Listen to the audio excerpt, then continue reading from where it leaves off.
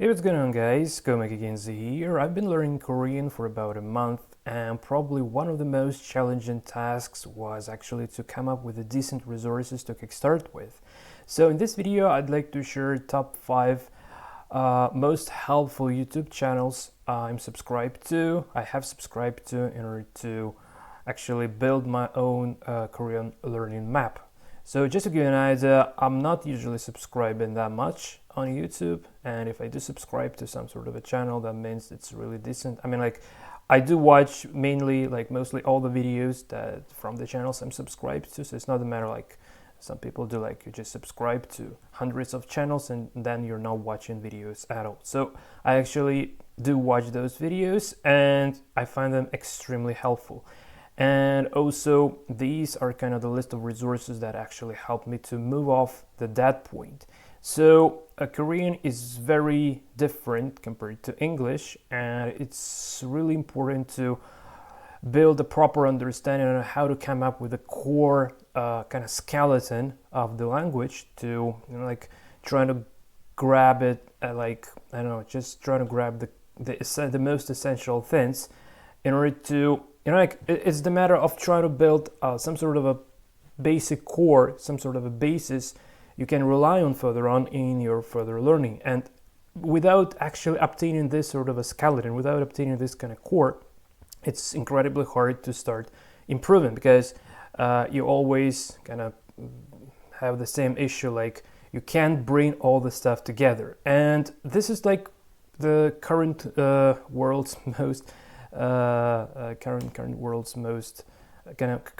biggest problem. Actually, there are kind of too many sources of information, and all the sources more like trying to get more views, more subscribers, turn this stuff into a business. And unfortunately, this also leads to some gibberish in terms of not the gibberish from the content perspective, but sometimes it's really hard to actually trying to cut off the unnecessary stuff and pick up the most essential things.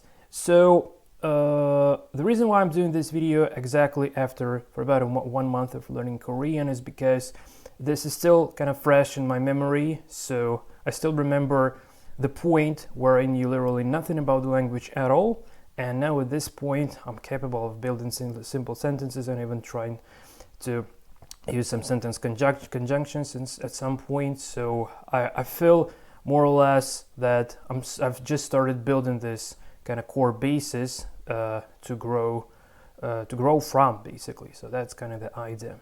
Okay, so without further ado, let's actually go for an overview. So I think that no one would actually be arguing in regards to the fact that the most essential thing to kickstart with when you're just starting to learn Korean is Hangul. So Hangul is the Korean alphabet, and there are really lots of sources of where exactly you can learn Hangul, but I just want to share the resource. I've tried several, but here is the resource that I eventually considered for learning purposes, and probably the most detailed one, at least among those that I found on YouTube. So here is the channel by Vicky, Miss Vicky in English, and if we just go to her playlists, well, one of them just before we start with, where is that?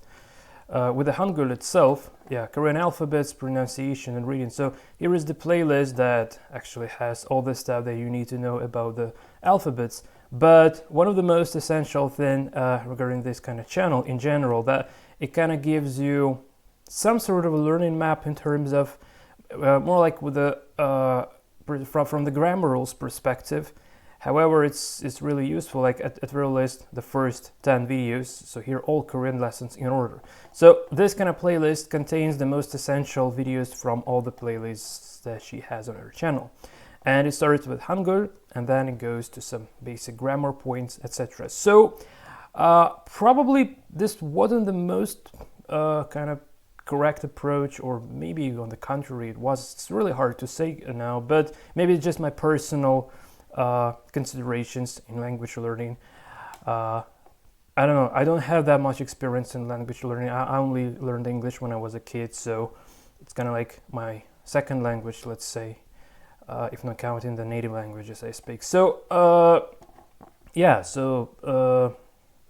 I think I just really love the grammar, because grammar for me is like the way to break down the language into small breaks and then try to build some sentences out of those breaks. And this is really extremely helpful in terms of like understanding the structure behind the language.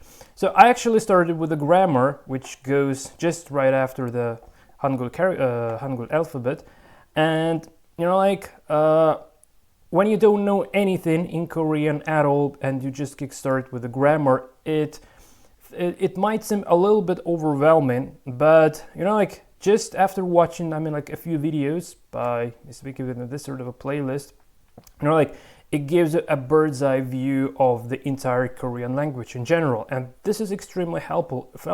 And when you then just kind of start searching for some different resources, when you're trying to remove those gaps in your understanding, like of some specific parts, it really becomes helpful. So I would say that videos by Miss Vicky are very theoretical in essence, but they kind of very detailed. So this is one of the most essential things to know regarding her channel. So she explains things in a great details and with a focus on grammar. So if you want to know all the tiny little details about the grammar, so it's probably one of the most amazing Korean grammar resources. And for me personally, well, even though I started from this the point to kickstart from, currently I still reference her videos, but it's more like a Wikipedia, it's more like just I want to know something more detailed about the certain grammar rule, and then I can just search within her videos and try to answer some question that currently is on the cards for me. So this is kind of it. And the second channel, which was also incredibly helpful for me, is Conversational Korean by Kim Sante.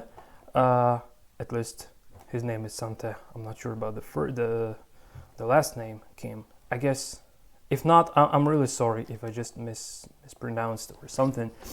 So so this guy actually tries to simplify things as much as possible, and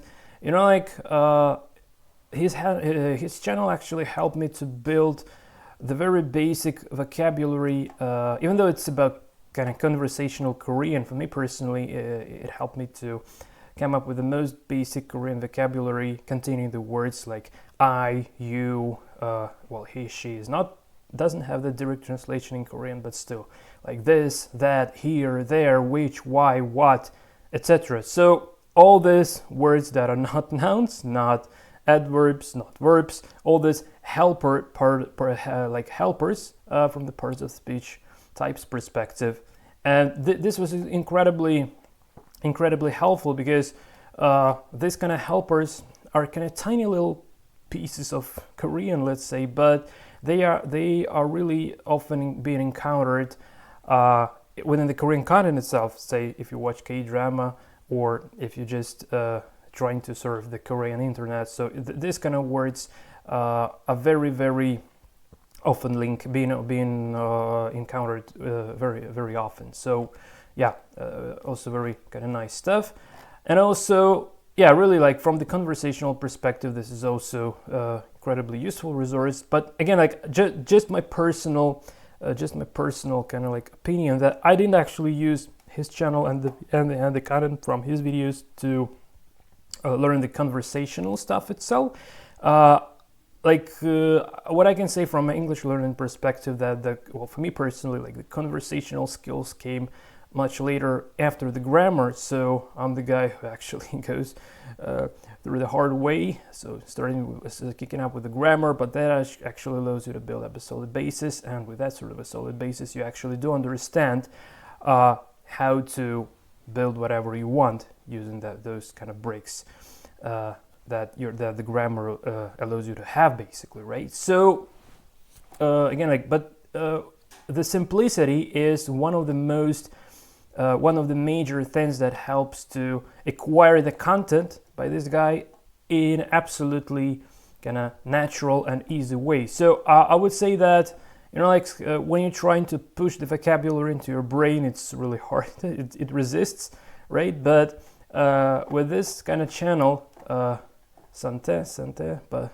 what? Yeah, Kim Sante. Yeah, I was right. So Kim Sante.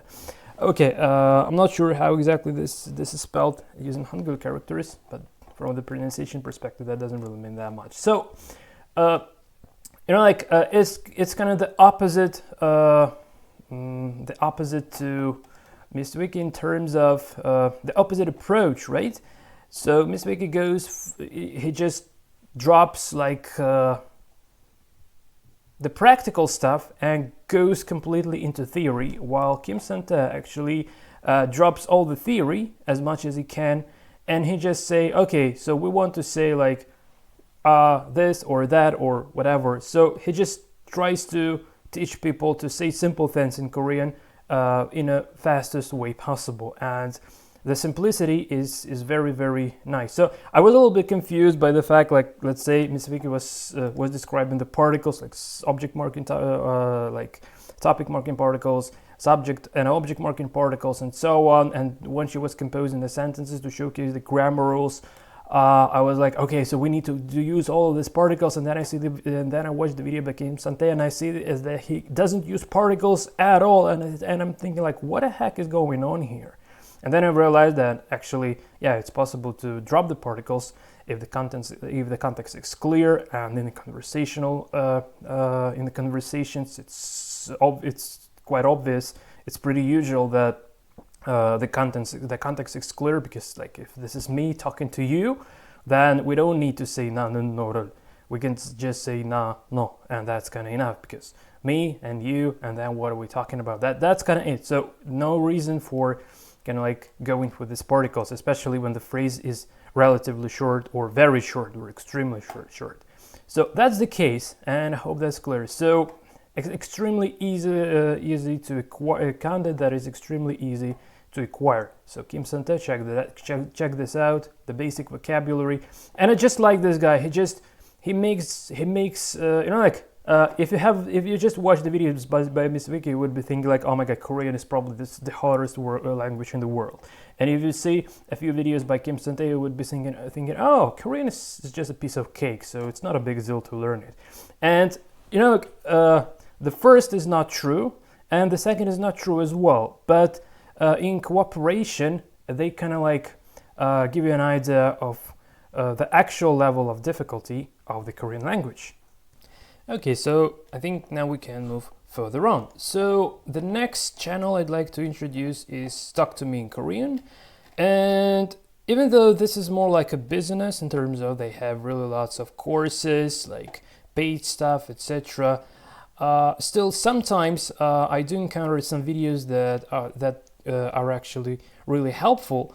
And actually, I've been working out only 2 videos by Talk to Me in Korean, and the first video is 12 most essential grammar points with their famous with a famous kind of like how to tell with a famous sentence that they actually tell you to memorize and repeat that sentence until it sounds naturally. So the sentence is 내일은 오늘보다 추워질 수도 있으니까 옷을 따뜻하게 입어야 될 것 같아요, which means tomorrow will be colder than today, so I think you should dress warmly. So this is like a small sentence, but the way how they have been describing how they have been showcasing these kind of grammar points is very awesome. So what I like the most in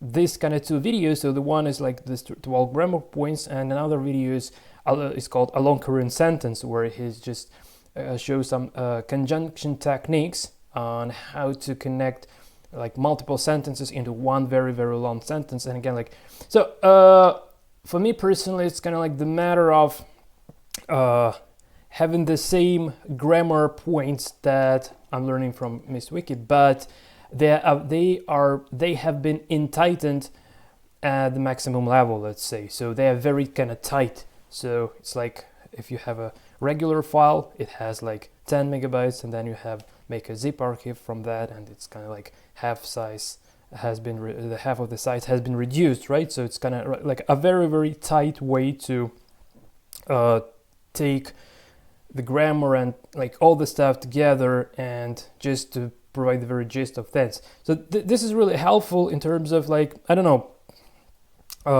actually I don't even know how to say this, but even that those two videos that I've been working, they're extremely helpful, and I've spent about equal time to work with those videos, and the time is about equal to the time that I've spent for these two channels.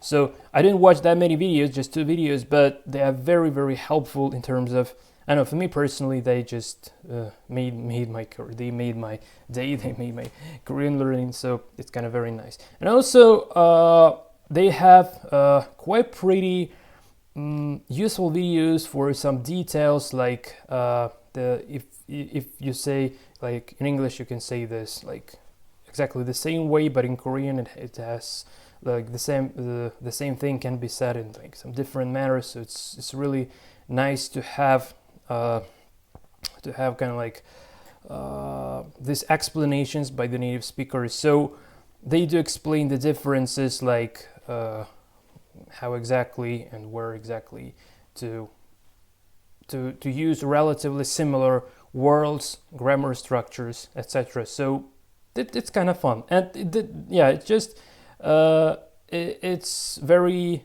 didactic and it's fun. Meanwhile, it's fun. So I know, like so many people are joking about Talk to Me in Korean. It's probably the channel that gets the most jokes about, at least from the bloggers' perspective. That like all the bloggers I've been watching that do reference the Talk to Me in Korean. So, but yeah, the guys are doing a really great job. I didn't actually, and probably I'm not gonna be checking their paid courses, but because that just loses whatever sense to me. Not because I don't want to pay, but because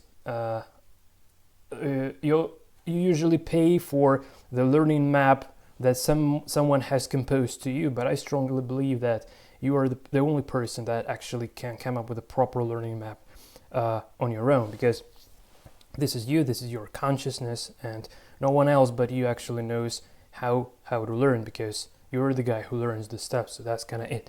Okay, so this is pretty it, and well, definitely talk to me in Korean is gonna worth mentioning. And now let's move further on. So the next is probably like one of the earliest, I believe, YouTube channels. Maybe not, I'm not sure. So Korean101.com, KoreanClass101.com. They have really lots of instructors and really lots of topics, and you see they stream in 24 hours, like 7 days a week, so they always have some content going on. But this is not actually the reason why I do showcase this kind of channel. Actually, I've been watching the videos only by K-Jin, who is one of the who is like my favorite, and actually the only she's the only teacher that I'm watching videos from. So probably the best kind of like sentence building practice on YouTube. So when you do come up with some sort of a basic vocabulary, when you know like some basics regarding the grammar points, and it naturally goes to the and if you do memorize some Korean sentences and practicing them like I did. So I did come up with a grammar, then I just pick up some vocabulary, then I tried some sentences that were designed by native speakers to actually practice all this grammar points all together. And then I thought, okay, so this is cool, but now I want to be able to to build my own sentences. And here is where this Korean Class 101 comes extremely helpful. So she has so all the videos I've been watching by K-Jin are mostly like live classes. So they were streamed back in the day. And there are many repetitions, so they're quite similar all of the time, but they're really cool because she provides a very simple, the most commonly used pattern for sentence building. So not just the narrowed subject, object, verb, as most teachers do, but she says like subject, time, place, object, adverb, and verb. So this kind of structure, followed by the examples, is extremely helpful in the practical Korean build and practice, in the practical Korean sentence build and practice, right? And the way she explains is really helpful. So I just want to say one little phrase that after watching a couple of her videos, finally I started being able to compose my own Korean sentences, and you can check up some videos within my Learn and Practice Korean blog to check those out. So the video that came before this one in particular was inspired by K-Jin's videos, and I was making kind of like a homework. So I just took some sentences I want to translate into Korean, and I did that. I've been very fine with the Google Translate, and eventually I think that turned out to be not that bad at all. So, well, at least I hope so. So, yeah, like this is something that gave me a real kind of like pivot point, a boost in like from acquiring to expression basically. So before I ever started watching K-Jin's videos, I was more like learning, acquiring the information. I was kind of like absorbing the knowledge. I did build my kind of understanding. However, I couldn't come up with it wasn't enough to start expressing something in Korean. However, now, even though that my vocabulary is extremely poor and my grammar understanding is quite pretty basic, but after watching her videos, I really feel like I'm now at this point. Let's say I need to write a business email, right? So I can do this without using Google in terms of, let me explain what exactly. Obviously, I would be using Google Translate to translate the certain verbs and the certain like nouns, like parts of speech, like some words, but I'm not gonna be translating the bulk text anymore. So I can just translate those words that I don't know how to spell them, and if those words are verbs, adjectives, or adverbs, I would be conjugating them on my own. If I can't conjugate it on my own, I would be using some services for Korean verb conjugations, and eventually I will write that email on my own. I will then be using Google Translate to verify how naturally that kind of sentence sounds. But again, like after watching her videos, I feel like I no longer need to bulk translate the text using Google Translate or whatever other service, because with her videos, it really helps to master kind of written Korean, not in terms of, I don't mean the written Korean, I mean like there is the conversational Korean and the written Korean, like formal, informal, high, low, and so on. So really lots of forms, like how the sentence can end, etc. But I mean like if I do want to write the text that mimics my kind of mimics talking, right?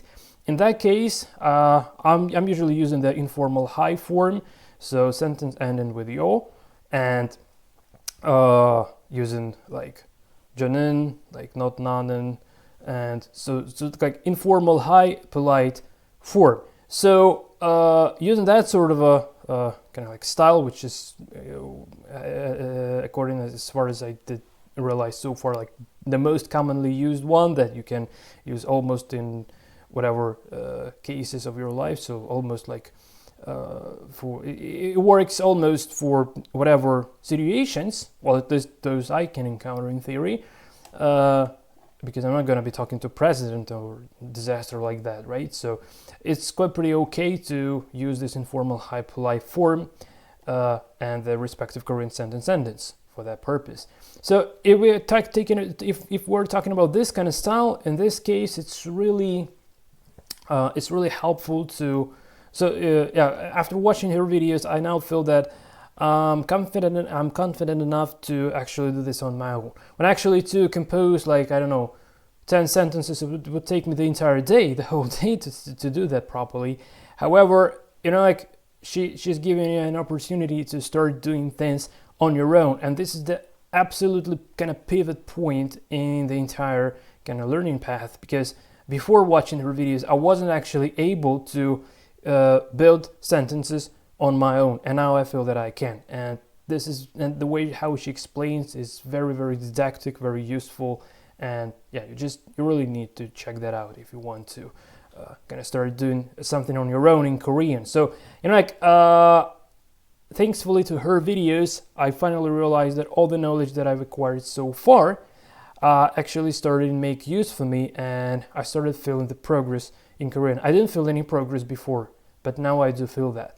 Okay, and finally, so already with this kind of 4 resources, you can build up kind of core basis for your Korean learning, and these 4 resources are already, well, in my opinion at least, they are enough to come up with your own learning map. So I've just described the learning map I came up with intuitively.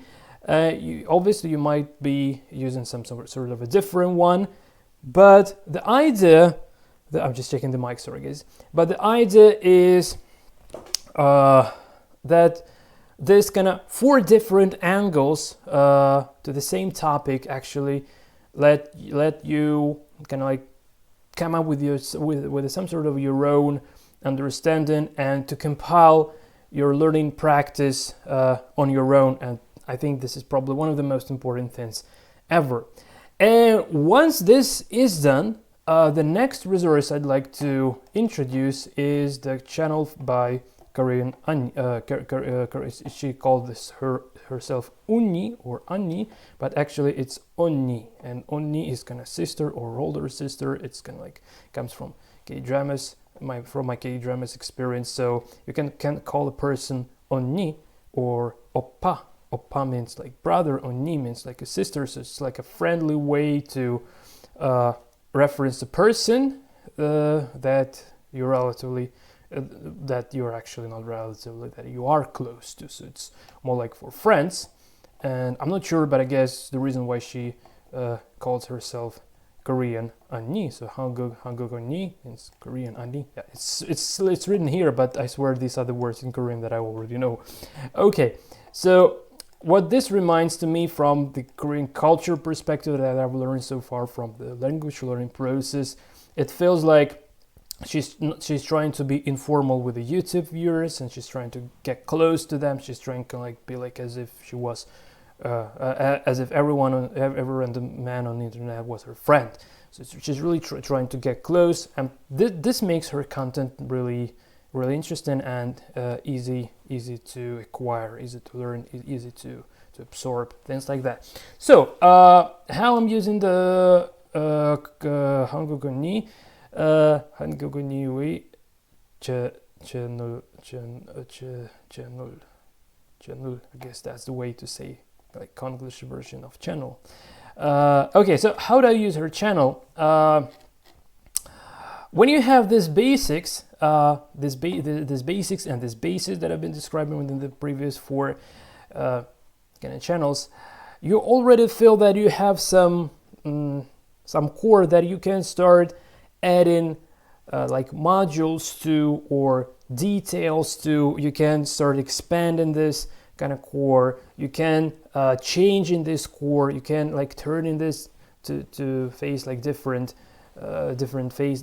edges. You can pick up the different edges of this kind of core, and her channel is extremely helpful. Just to give you an idea, I came up with obviously when you search something that regards to Korean learning, her channel comes out onto the stage because she's very popular, more than 1 million subscribers.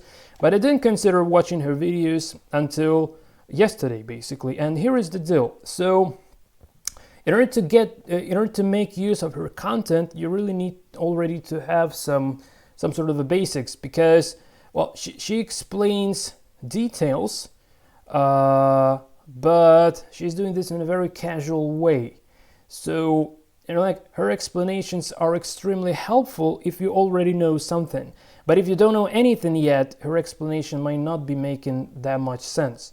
So here is the deal. So just to give you a concrete example of what I mean by saying this. So yesterday, actually, since I started learning Korean, I have one question. So how I can use 2 verbs in a single sentence, right? So it seems like quite a pretty natural question. However, I actually the only resource The only video that I've found on YouTube so far in regards to this topic was the videos by Unnie. And what she did, so she described to how to say I want something, like but not like I want something, but I want like to do something, like I want to eat or I want to drink, etc. So, and there's the certain grammar point or construct, the certain grammar structure that she lets you to that she offers you to use is very interesting, because I've been playing around with Google Translate and I did came up with that sort of a pattern on my own. So I'll probably just demonstrate you this using the Google Translate now, so just to give you an idea. So let's say I want to say it in Korean, I want to say I want to eat. So let's pick up the Korean, here let's pick up the English, and I would just say, let's say 저는, so I say like I, and I want, so 싶어 or 싶어요 in the polite informal high polite mode, kind of like, right? So 싶어요, and this would be 싶어요.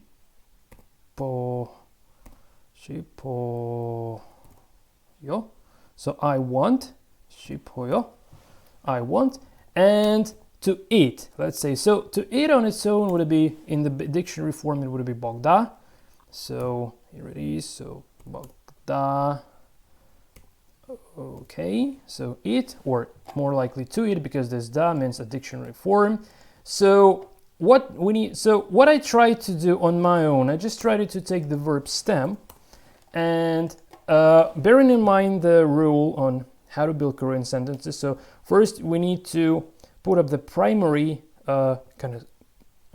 primary word, no matter what kind of type of speech it is. In this case, this is the verb. So this is kind of like the primary verb. And then we need to add some secondary, whatever, adverbs or whatever things that actually give more information to the certain verb that we're talking about. So I tried like this. So I want to eat, right? But Google actually helped me to make this sentence a little bit better. And then I realized that they actually do use this go. So this would be 저는 먹고 싶어요. And this means like I want to eat. And then I realized that I can use this go, but I can change the verb stem of the secondary verb, and I can also change the primary verb, and also I can conjugate it to make different tenses. And that's the way how I intuitively came up with this sort of an idea of how can one use two verbs in a single sentence, right? And again, like, nobody actually did explain this. So, you know, like when you have this kind of basics, so the basics that I did obtain from up to 4 channels, from these 4 channels, actually did allow me to come up with this sort of a grammar structure using Google Translate and a little bit of an inspiration, right?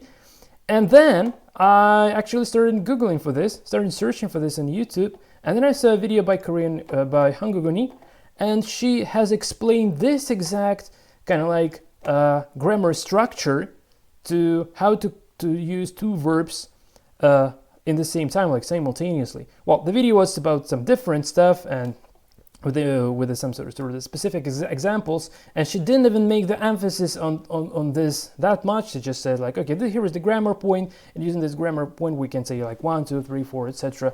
But for me personally, the grammar structure itself is extremely useful, and I've realized that actually we can use this sort of a structure to connect two verbs into one sentence, and this feels like extremely helpful. So let's say I want to say not I want to eat, but I like to eat.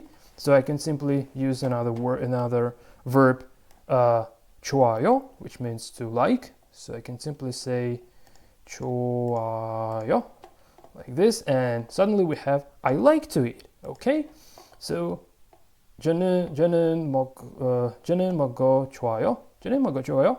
I like to eat. Okay, so 저는 먹고 좋아요. 저는 먹고 싶어요.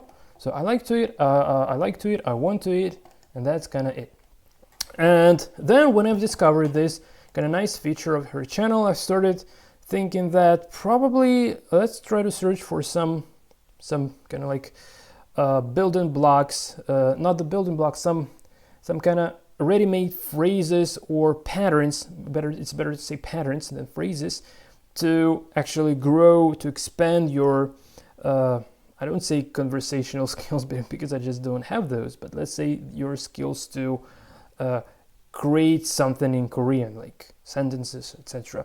So, and I found another video which by Unnie.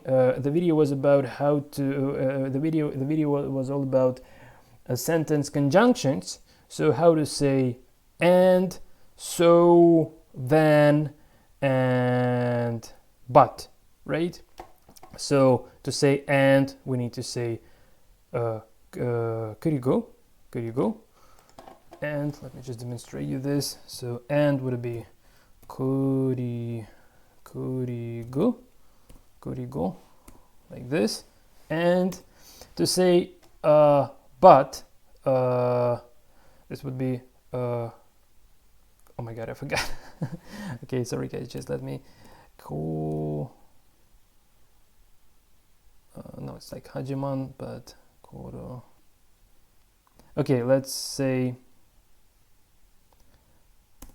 그러. Actually, I didn't prepare for this. 그러나.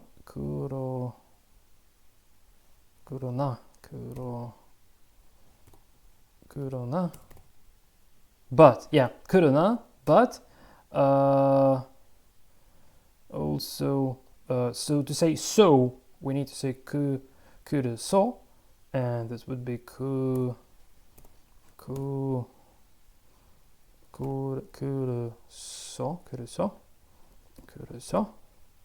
Okay, so, and then 그러면. So 그러면. Okay, 그러면, like this. Then, so this only with this 4 conjunctions, it kind of expands your abilities to build sentences quite pretty significantly, believe it or not. So these 4 kind of words, and again, like there are many ways to say each of this.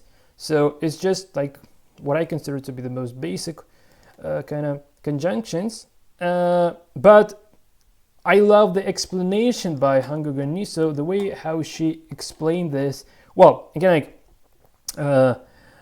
one of the most issues of English to Korean translation and vice versa is that the way how Koreans think and the way how Englishmen think is kind of different, and it kind of takes its roots in the culture, in the type of consciousness, and really lots of different things. So here is the deal. So how they explain this, let's say 그리고. So when we have one chunk and we have another chunk, and we just want to bring them all together. So like the weather is fine, and let's say I have a good mood, right? So let's say, yeah, well, it's not the best, not the best example, so the second might rely on the first one. So let's just try to pick some 2 sentences that are not relying on each other. Let's say this is a book and this is an apple, right? So just 2 chunks that don't rely on each other at all. So in this case, we can use this 그리고. So we can say 이거 사과, which means this is an apple, if I'm not mistaken. So 이거 사과, 그리고 이거 직, which is a book. Yeah. So 이거 사과, 그리고 이거 직. So this is an apple and this is a book. So just 2 random pieces brought together for some sort of reason. Let's say like enumeration or things like that. So the second one, 그러나, and also the word that I've learned before is 하지만, which is just sounds so nicely that they just eventually memorize it.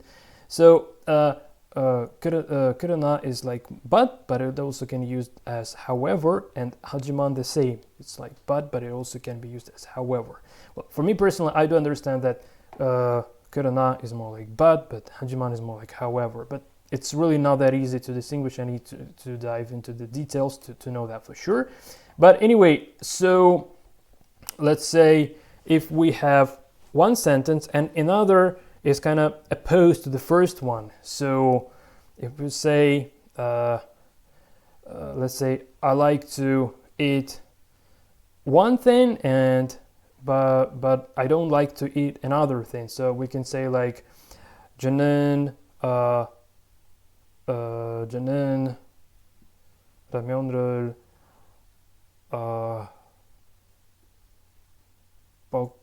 먹고 저는 라면을 먹고 좋아요.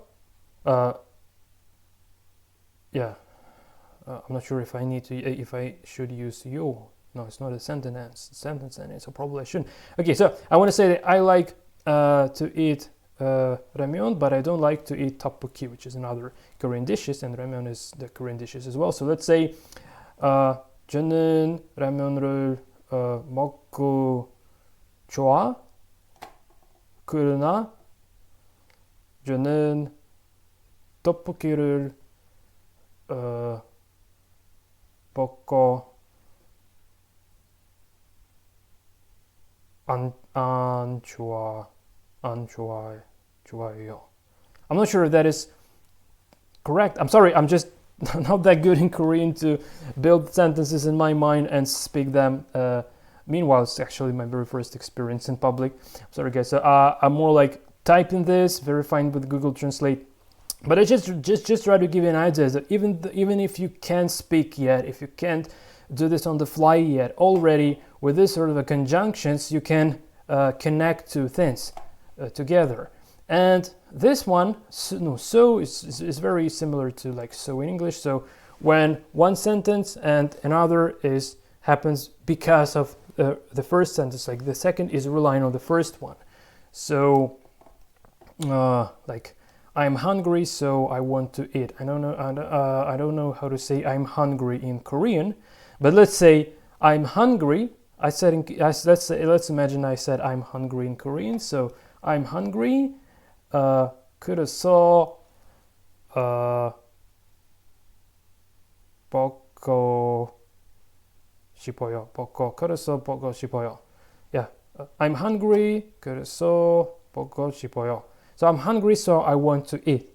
So I'm sorry for my awful and weird pronunciation, but just to give you an idea what happens in the beginner's mind when you don't know literally anything, but you already kind of feel those core structures, and when you do feel those building blocks, your speaking skills are not yet that good enough to actually express this, so it sounds natural and things like that, but in your head at least, like, or better to say in your heart apparently, you already can kind of bring all this stuff together. And this is one of the most difficult things, I believe.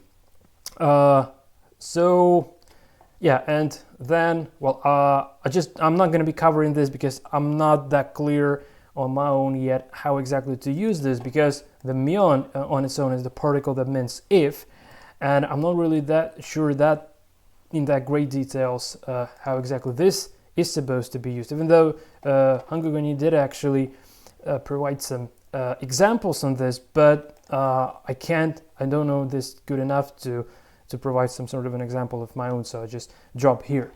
Okay guys, so just to summarize what we've said so far, so the most difficult thing when you're starting learning whatever new, whether it's a new language, spoken language or programming language, I'm a programmer by the way, yeah, so it's really kind of like the matter of trying to come up with a core basis that you can later expand, and you can later add some modules or like bigger or less building blocks to it, to expand it, to make it like kind of like better. So, and the most and you know, like when people are talking about the learning map, it's all about like trying to come up with this sort of a basics.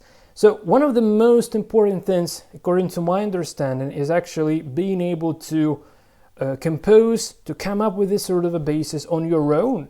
because as soon as you have this, you actually can, from that time, you can start improving on your own. Well, actually, in order to get this, you also need to do this on your own. However, well, many people consider to go for some paid classes and hope that someone, a teacher, would actually put this into your head. But the problem is that when we're trying to learn, not acquire, so we're trying to learn something, it's in most cases our internal nature resists, because that's not the way how we used to do things. Well, at least for me personally, this is very critical. This is the most critical thing.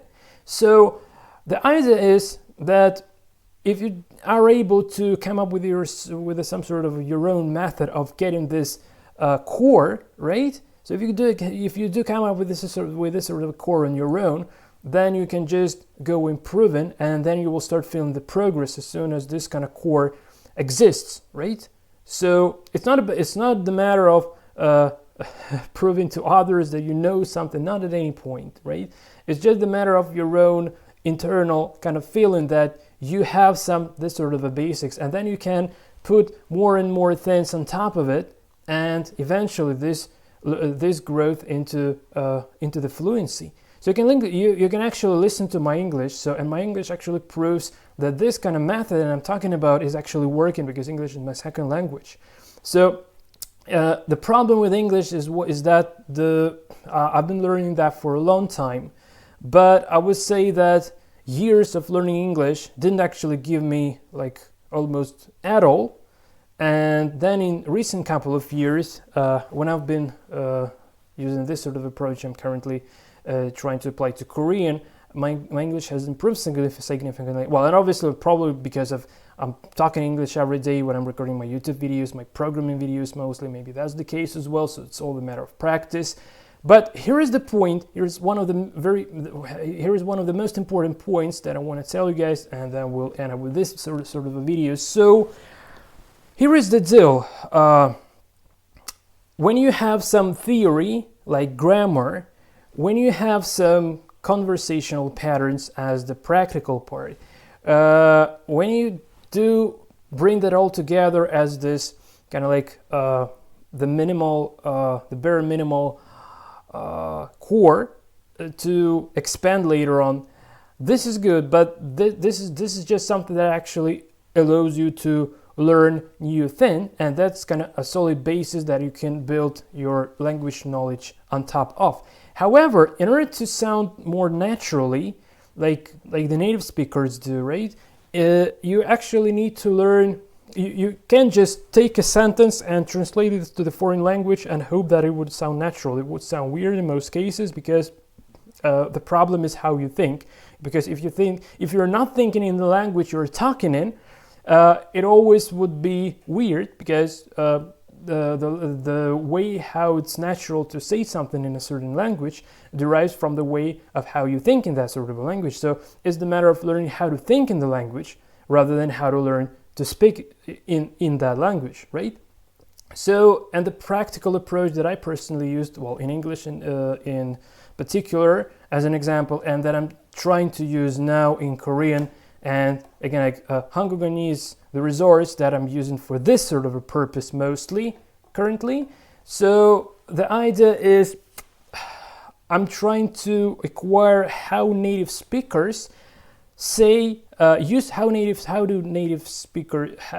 speakers used to say certain like phrases, like I don't know, like building blocks, some kind of like chunks of speech, let's say. I don't know how to call it properly. So some sort of a chunks, some sort of a conversational chunks, or like some grammar chunks that actually, like, this is the way how to say about this, or this is the way how to say about that. So when you don't go for this direct word by word translation, but when you're just using some pre-coded patterns, let's call them pre-coded, like from the programming world perspective. So some sort of a pre-coded patterns. And for those of you, let's say, who are native English speakers, when you're listening to my English, you can feel that sometimes I speak kind of very naturally, but sometimes I don't. And the reason for this is very simple. That's because those English kind of phrases and chunks that I'm talking about in regards to Korean that I'm using in English are actually, so those things, those places where it sound natural in English, that's just because I did acquire this sort of a things from the English content I'm daily watching on YouTube, right? And I just hear like one blogger says this, another one says that, and so on, and then I do compile this all together, and just I'm still learning new ways to say about same things in English every day, right? And that's the way how I'm trying to improve this.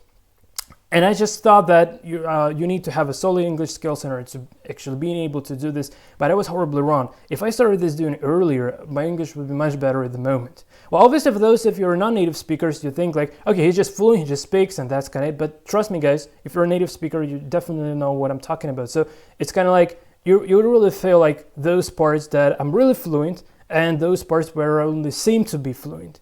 Even though it's okay from the perspective of the sense of what I'm trying to say, what I'm trying to deliver, it's all clear and concise. This is not a big deal in the language to be clear and concise. Being clear and concise in the foreign language is not the most issue. The most issue is trying to sound like a real native speaker, and that's one of my prior goals in learning Korean as well. Because one day I dream to start making videos in Korean just like I do in English, and that's kind of, I don't know. For me personally, that's the major kind of like goal of why I learn Korean, because I really have lots of things to say, and you're like, the language has some limitations, even though you can say literally whatever in whatever language, but still it's the matter of the consciousness. So if you have something to say, something to deliver to English speaking world, that's one case, but another case might be when you're having something you want to deliver to Korean speaking world. And the core concepts and ideas behind what you're trying to say might be totally different when you're talking to English-speaking world or when you're talking to Korean-speaking world. So I hope this is kind of clear. And that's the reason why I actually want to learn Korean, just because I have lots of things I want to bring to Korean-speaking world.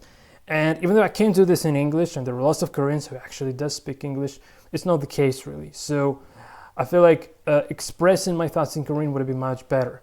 And yeah, so let's say like if we're talking about the programming tutorials, then definitely regardless of what kind of language a person speaks, it's better to make programming tutorials in English, because programming and English is kind of like one thing to me. So like programming is done in English, not in someone else's language, and English is perfect for technical stuff. But and even though it's possible to make programming videos in Korean, still I don't really see that much sense in that. Even though that might be on the cards in future, but it's not the major case. So I'm really about more like doing some blogging videos in Korean, expressing some core thoughts that I have in regards to life, like lifestyle, things like that. So yeah, that's kind of the case.